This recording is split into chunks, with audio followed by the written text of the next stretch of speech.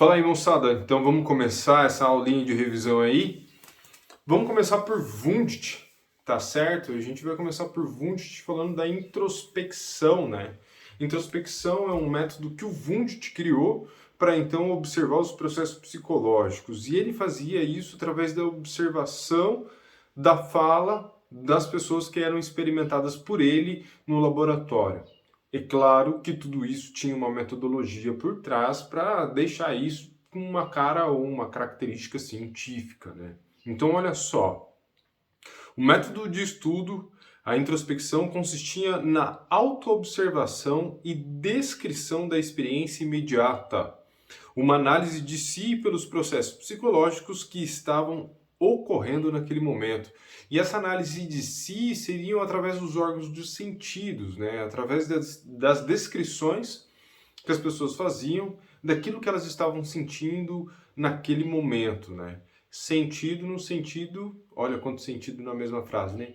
Sentindo através dos órgãos dos sentidos e não sentindo através das emoções. Então, o Wundt ele não queria saber qual eram as emoções que a pessoa estava sentindo naquele momento, ou que emoção que aquele experimento trazia para ela. E ele queria saber quais eram os sentidos da ordem do sentido, dos órgãos do sentido que a pessoa estava ocorrendo no corpo daquela pessoa. Quente, frio, pesado, curto, longo, demorado, rápido. Não era a ver com as emoções, mas sim através dos órgãos dos sentidos. E aí, através da experiência imediata, o Wundt ele colocou ali 3 pontos, né? 3 considerações para se levar em conta no momento que estava ocorrendo a experiência e o porquê que ele estava fazendo aquela experiência.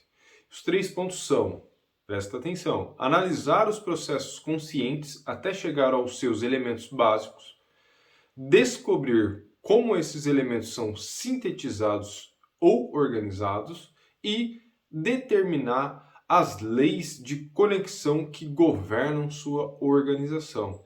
Então, para o Wundt, a experiência do objeto de estudo, né, o homem, o entendimento de homem, o entendimento do psíquico do homem, através da introspecção, deveria de levar em consideração esses 3 pontos, né? O primeiro, volto a repetir, analisar os processos conscientes até chegar aos seus elementos básicos. O segundo, descobrir como esses elementos são sintetizados ou organizados. E o terceiro, determinar as leis de conexão que governam sua organização.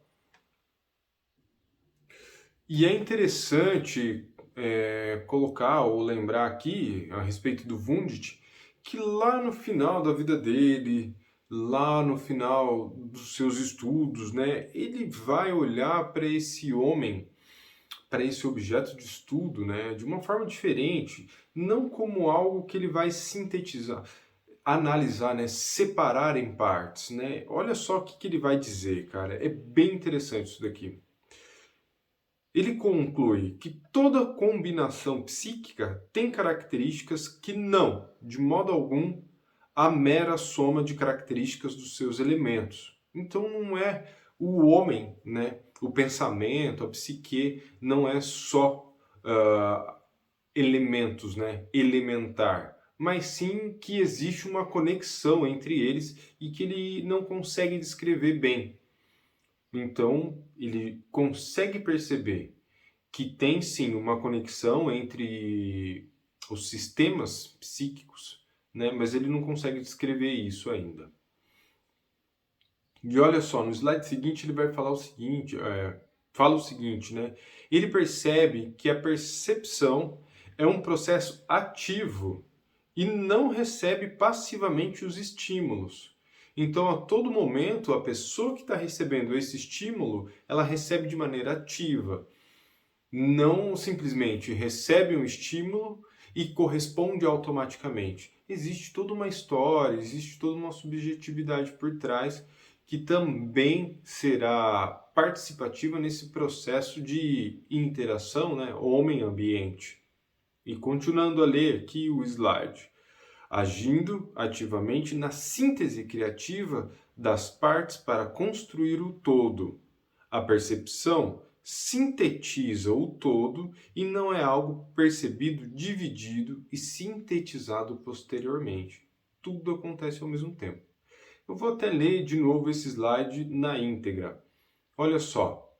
Ele percebe que a percepção é um processo ativo, não recebendo passivamente os estímulos, agindo ativamente na síntese criativa das partes para construir o todo.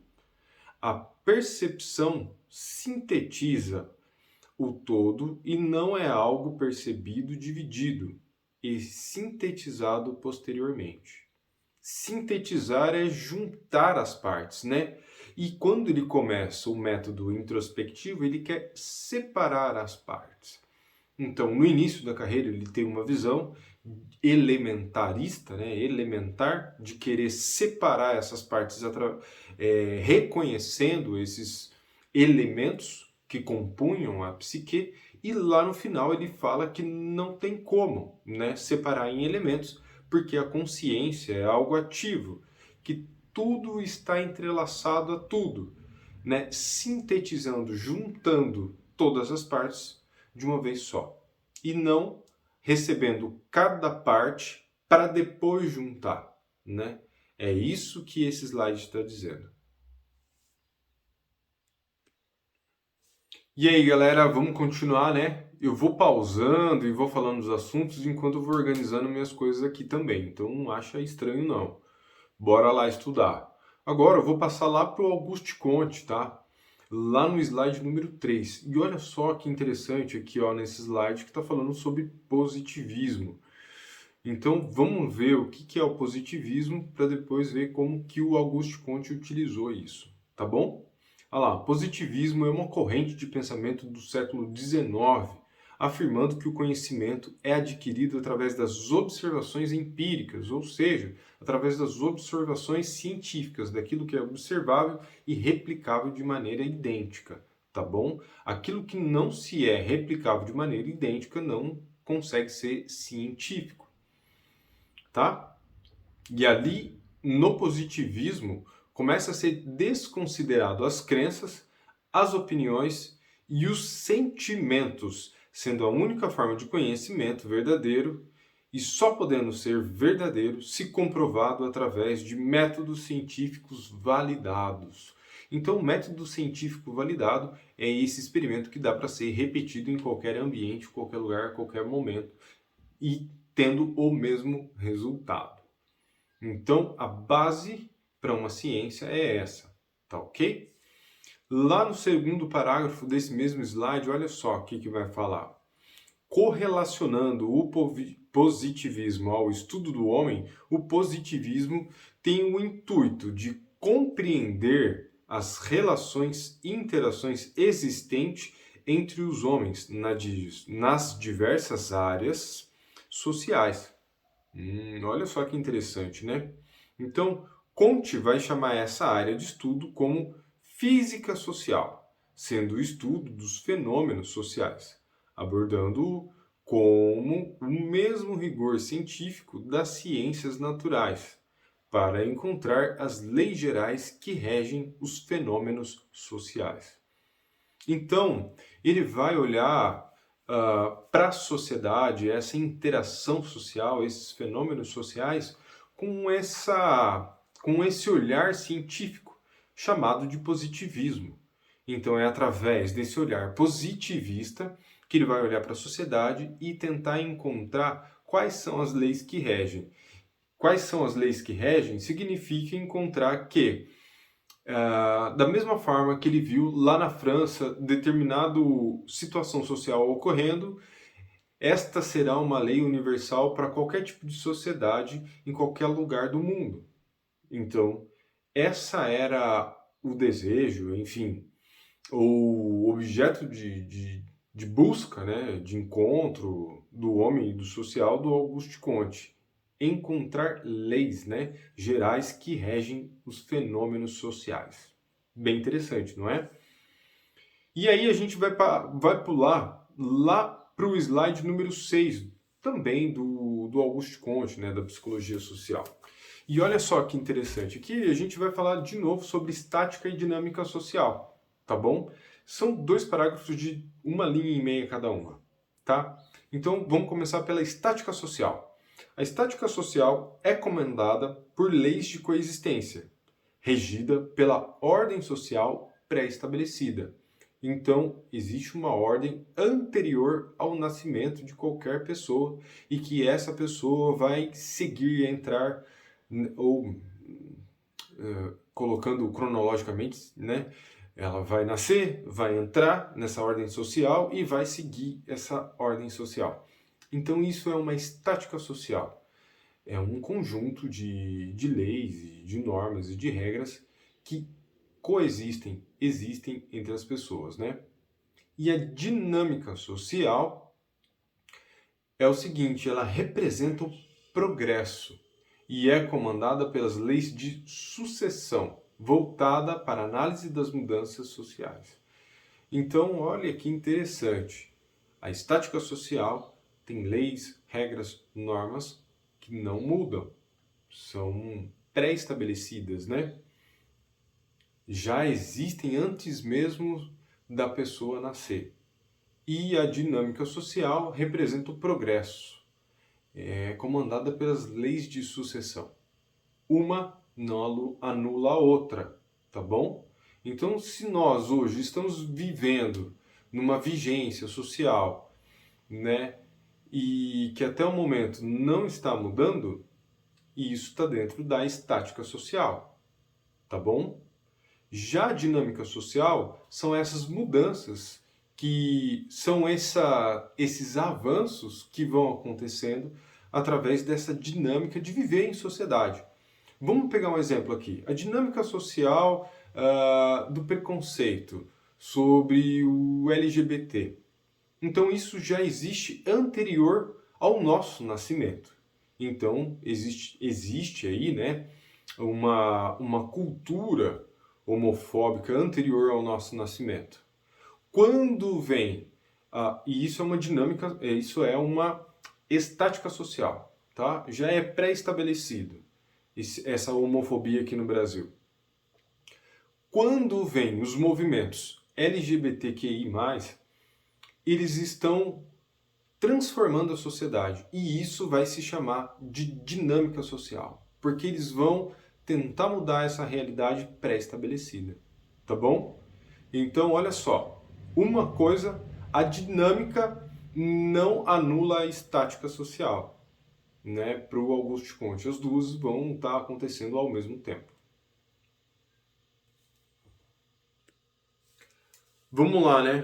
Agora nós vamos para Descartes. Descartes é um cara muito interessante que ele mudou alguma coisa na história. Alguma coisa não, ele mudou várias coisas na história da humanidade.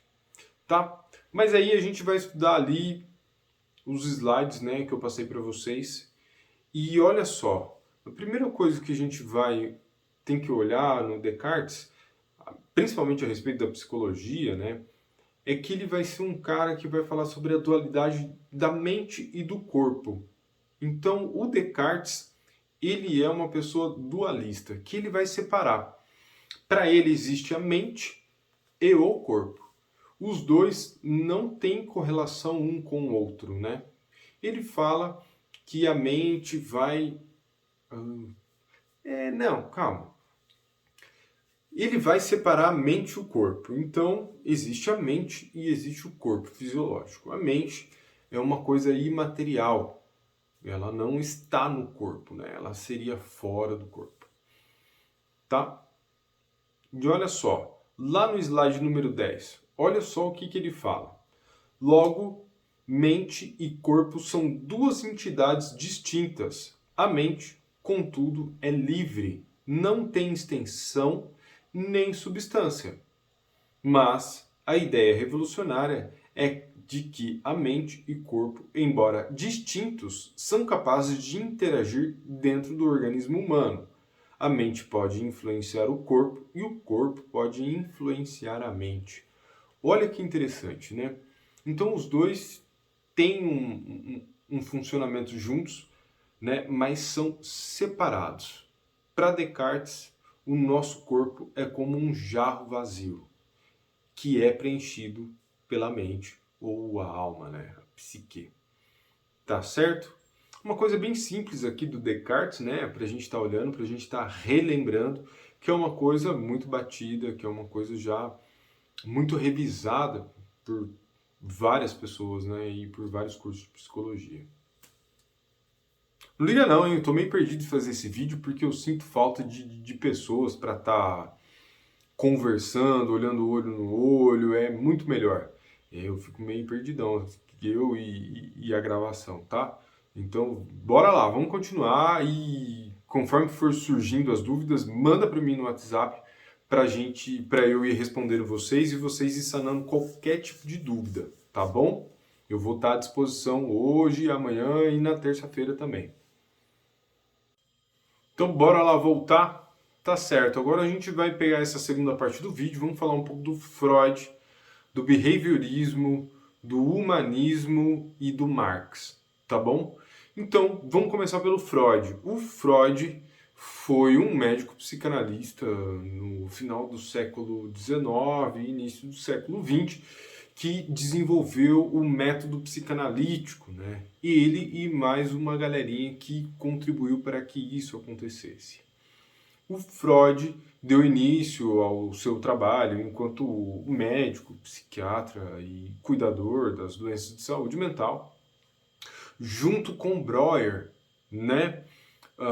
E o Breuer, o Breuer ficou famoso pelo o caso da Ana O. A Ana O, que foi cuidada pelo médico Breuer com o método sugestivo, hipnótico, catártico, né, que contribuiu para que ela conseguisse, então, elaborar, melhorar, se curar dos seus sintomas que, então, ela vinha apresentando. Não muito contente, o Freud chegou aí para Paris para conhecer um outro médico chamado Charcot, que trabalhava com um método hipnótico sugestivo e que tinha uma... Ele tinha uma... fugiu da cabeça. Mas olha só, ele conseguiu desenvolver mais a hipnose. Ele tinha um método mais refinado do que o Breuer. Era isso que eu queria lembrar. Ele tinha um método mais refinado do que o Breuer, o Charcot. Só que daí o Freud, ele percebendo que este método, né, hipnótico não conseguia tratar, né, cuidar ou curar as pessoas dos seus sintomas, do seu sofrimento, ele continuou os seus estudos. Até que ele desenvolveu a interpretação dos sonhos, o inconsciente, o desenvolvimento sexual da infância, né? Então a teoria da sexualidade infantil. Então ele vai trazer tudo isso. E ali, nesse inteirinho e nesse desenvolvimento que nunca se cessou, ele trocou cartas com o Fliess, com o jovem Fliess, que era um médico fisiologista, do qual eles se tornaram muito amigos. E então, não só através dessas correspondências, eles trocaram muita ideia a respeito dos sonhos do Freud, né? O que contribuiu muito para que o Freud conseguisse analisá-los. Após o Fliess, né, com todo o desenvolvimento da psicanálise a todo vapor, através do Freud e alguns seguidores, o Freud ele tinha o desejo de que a psicanálise saísse do meio judaico, cristão, do qual ele era um judeu, mas não praticante, que ganhasse outros círculos sociais. Foi quando ele conhece o jovem Jung, né? O Jung, que era um jovem protestante de outro país e muito inteligente, e que também gostava do método psicanalítico, né? Enquanto estudo do homem, entendimento do homem e também tratamento do homem. Freud fica encantado pela persona do Jung e deposita nele todas as suas esperanças de que seja o Jung o portador da psicanálise para outros círculos sociais além do judaico. Porém, os dois brigam por conta de desentendimento teórico. O Jung afirmava que o Freud não precisava puxar tanto esse desenvolvimento pessoal para a questão da sexualidade, dessa teoria da sexualidade, e que havia outras coisas ali para serem vistas também. Mas o Freud, enquanto um grandíssimo cabeça dura e orgulhoso, ele não quis dar ouvidos ao Jung e gostaria que o Jung apenas repetisse igual um papagaio de pirata, aquilo que ele mesmo havia dito, né? Então o Freud ele gostaria que as pessoas apenas o reproduzissem como um papagaio de pirata. E o Jung não. Ele falava, tem mais coisas aí além dessa sexualidade, e talvez não seja tudo tão sexual assim. Tá certo? Esse é o Freud. Uma coisa simples, rápida, concisa, tá bom? E aí a gente vai lá para o behaviorismo, né? Que eu acho interessantíssimo a forma como a física quântica acabou mudando a forma de pensamento dessa teoria. E é muito interessante como outros saberes também colaboram, corroboram para a construção de algo dentro da psicologia e de qualquer outra ciência, né? Então, ali em meados de 1930 que a física quântica tem essa mudança de paradigma e de que não há essa coisa estática, né? Não há esse 2 mais 2 é igual a 4. E que isso vai depender muito do ponto de vista do observador. Então, lá no início da teoria, né, com um carinha anterior ao Skinner, né? Eu não vou lembrar o nome agora, mas também não vai ser relevante para nós. Ele vai falar assim, pô, muito interessante isso que vocês estão dizendo, né? Mudando, então, esse olhar. E quando muda o olhar, a psicoterapia comportamental, o behaviorismo, né? Ele vai também adotar essa nova forma de visão, né? Que, então, o mais importante é saber qual é o ponto de vista que o observador está tendo para aquilo ou para aquele fenômeno, né? Então, para o behaviorismo, o fenômeno a ser observado é o comportamento e como este corpo vai interagir diante de determinados estímulos. Lembra do rato, ou melhor, do cachorro de Pavlov, né? Então, o cachorro de Pavlov, ele salivava. A resposta ao estímulo comida era salivação. Mas o estímulo comida associado, somado a um som, um assovio, um apito, o cachorro aprendeu que toda vez que houvesse o apito, haveria o estímulo comida. Então, estímulo e comida passou a ter o mesmo significado, que é alimentação. Então, esse cachorro começava a ter uma resposta, e a resposta era a salivação. Então, foi a partir desses experimentos do Pavlov e dessa mudança de paradigma, né, dentro da psicologia comportamental que ela foi se desenvolvida. E é muito interessante porque é dentro da psicologia comportamental que vai se falar sobre ensino-aprendizagem, né, através desses comportamentos operantes, né? Então, um comportamento operante, não existe estímulo operante. O que existe é o estímulo condicionado ou incondicionado. O estímulo condicionado é aquele que é pareado, juntado a um estímulo qualquer. Então, o estímulo apito, ele está condicionado à comida. E a resposta para ambos será a salivação do cachorro. Então, a salivação, ou melhor, o apito, é um estímulo condicionado. Condicionado à comida. O estímulo incondicionado é a comida, porque ele não está associado a nada, né? Então, toda vez que um cachorro ver a comida, sentir o cheiro da comida, ele vai salivar. Se associar com um apito, comida e apito, então esse cachorro que aprendeu que toda vez que tem um apito haverá comida, ele irá salivar. Então o apito é um estímulo condicionado, aprendido, né? O cachorro aprendeu que toda vez que tem apito vai ter comida e toda vez que tem comida ele saliva. Então escutou o apito, ele vai salivar. Tá bom? Então, estímulo só tem condicionado e incondicionado.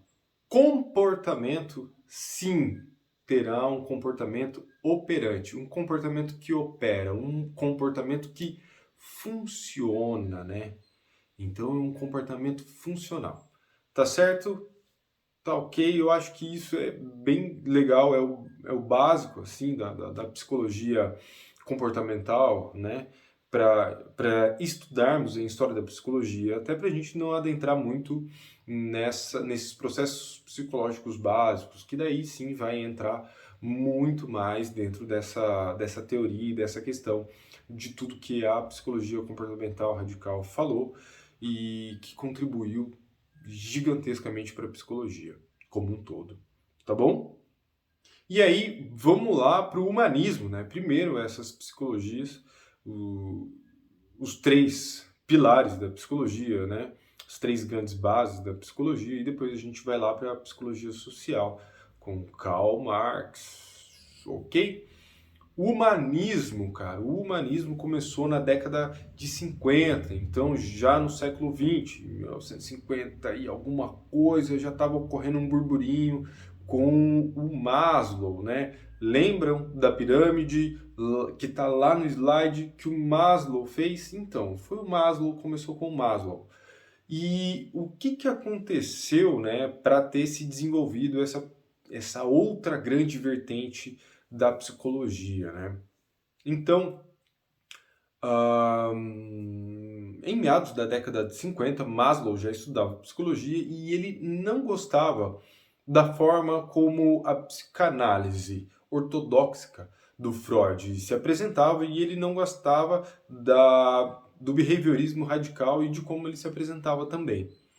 Ele achava muito rígido e determinista a visão da psicanálise.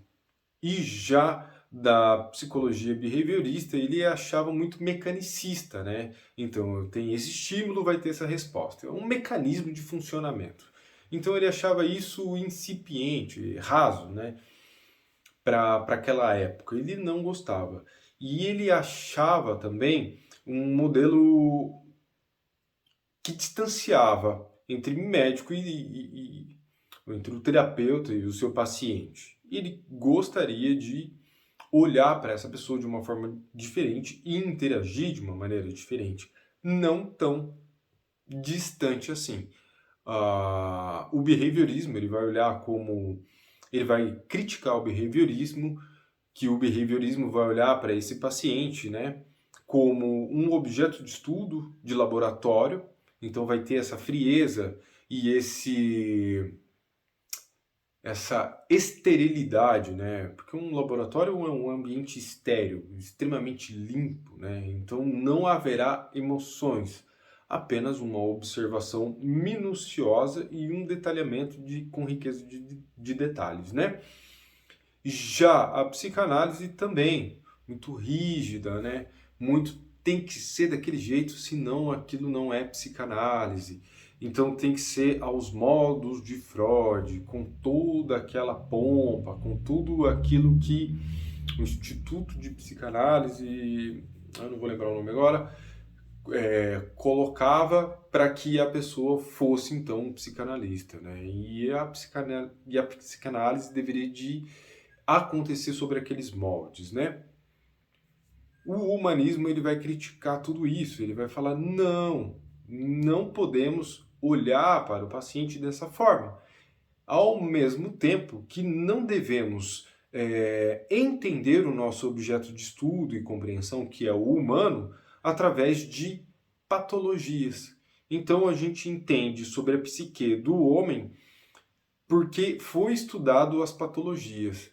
Não se conhecia, então, o que seria um ser humano comum, um ser humano normal, um ser humano saudável, né? Então, se entende da psique do homem através de patologias, de algo que foge do padrão. Então, a psicologia humanista vai falar: não, nós queremos entender este homem enquanto um ser saudável, para depois então ver o que poderá ser patológico, o que fugir dessa regra, dessa norma, enfim, dessa descrição do que é normal, então aí sim será uma patologia, né? E não ao contrário, né? Isso daqui é uma patologia e o que não tiver dentro disso daqui vai ser normal. Tá ok? Então, a psicologia humanista vai ter essa mudança de paradigma e essa crítica em cima desses dois modelos, né? O modelo psicanalítico e o modelo behaviorista. Junto com a psicologia humanista, vai se desenvolver N técnicas, N formas de entender o homem, de cuidar desse homem e de como ser, qual será a postura desse terapeuta em consultório, né? Que daí ele diz que vai ser, ou ele afirma, enfim, que é uma postura mais maleável, mais humana e mais empática para com esse paciente, não tendo esse distanciamento ortodoxo ou esse distanciamento frio, né, frígido do behaviorismo. Tá bem? Então, dentro da psicologia humanista, é importante entender essas características, tá bom? A crítica à psicanálise, uma psicanálise ortodoxa e determinista, que seria os traumas vividos na infância através do aparelho, do entendimento, do desenvolvimento sexual, que vai gerar determinadas patologias, né? Então, o determinismo, isso causou aquilo, né? E já a crítica em cima do behaviorismo é essa coisa estímulo-resposta, uma coisa mecânica. Isso daqui vai gerar aquele um lá. Então, toda vez que eu colocar um apito perto de um cachorro, ele vai salivar porque ele aprendeu que isso deve ser feito dessa forma. E assim será com o ser humano. Se ele aprendeu a fazer daquela forma, se eu apresentar o mesmo estímulo, ele terá a mesma resposta diante desse estímulo, né? Então é isso que o humanismo vai de primeiro criticar e então formular as bases para uma mudança de paradigma. Tá ok? Bom, agora vamos falar sobre a psicologia social, né? Dentro da psicologia social, eu passei para vocês o Auguste Comte, que eu já falei ali no outro pedaço de vídeo, e também falei sobre o Marx, né? Que são as bases aí do estudo da sociologia. Tanto é que o Auguste Comte foi o cara quem cunhou pela primeira vez o termo sociologia, né? Para estudo científico, né? Da sociedade. Assim como tantos outros, enfim. A falar sobre o Marx, né? O Marx foi um cara que se desenvolveu na Universidade de Bonn, viveu muitas loucuras na Universidade de Bonn, né? Depois ele mudou de faculdade na Alemanha, eu não vou lembrar agora para onde que ele foi, Berlim, né? E ali então ele terminou os seus estudos, né? Porém, ele era um cara que estudou direito e depois passou para a filosofia. Dentro da filosofia, na Universidade de Berlim, se estudava muito Hegel. Muito Hegel. Então, o Hegel, ele trazia uma ideia também de sociedade. E ele trazia uma ideia de sociedade metafísica, né? De que essa sociedade vivia de tempos em tempos um determinado conjunto de regras e normas que as pessoas apenas sabiam, né? Elas sabiam que era daquele jeito, elas funcionavam daquele jeito porque todos estavam dentro daquele mesmo período e isso fazia com que as pessoas coexistissem da mesma forma. E o Marx, quando ele sai da universidade, ele vai trabalhar num jornal e ele vai observar quais são as mudanças sociais que está ocorrendo na tua época, porque está bem no meio da industrialização, né? Daquela época de início das máquinas, do automatismo, da era a vapor. Então, desses meios de linha de produção e geração de capital, né, início do capitalismo, início da classe operária, início da margem, né, dos marginalizados, né, daqueles que têm que viver à margem da cidade, porque é lá onde as fábricas estão, eles não conseguem viver em outro lugar da cidade se não for ali perto da fábrica já para poder acordar e ir trabalhar. Então Marx está vivendo esse momento, né, histórico acontecendo bem diante dos seus olhos. E como jornalista e filósofo, né, que é a sua formação, ele, ele ia até o local para olhar o que estava acontecendo na sociedade, quais eram as reivindicações que os trabalhadores estavam fazendo em relação às empresas e o que é que estava acontecendo para que houvessem essas reivindicações. Então Marx começou a olhar para tudo isso com esse olhar crítico, né? Com esse olhar analítico já da filosofia, e então a postular coisas, né, a respeito desse momento histórico que ele estava vivendo.